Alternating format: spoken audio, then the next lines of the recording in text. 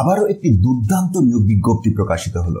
বিভিন্ন মেডিকেল এবং non medical পোস্টে নিয়োগ হবে। একটি সরকারি হসপিটালেতে এই শূন্য পদগুলি রয়েছে। বিভিন্ন পোস্টের মধ্যে 29,200 ফিক্সড। এই বেতনে ডেটা এন্ট্রি অপারেটর নিয়োগ হচ্ছে।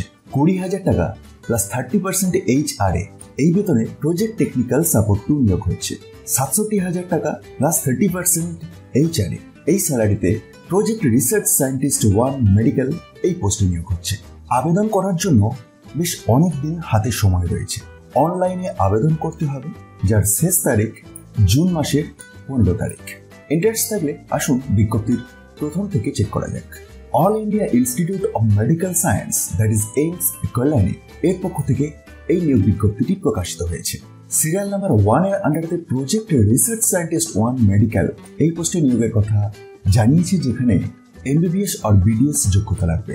বেতন রয়েছে 67,000 টাকা প্লাস 30% HRA।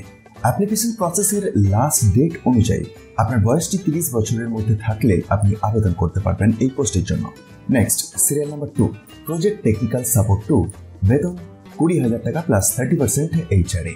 যোগ্যতা 12th in science plus diploma, that is DMLT or equivalent, plus 3 years experience in relevant subject or field.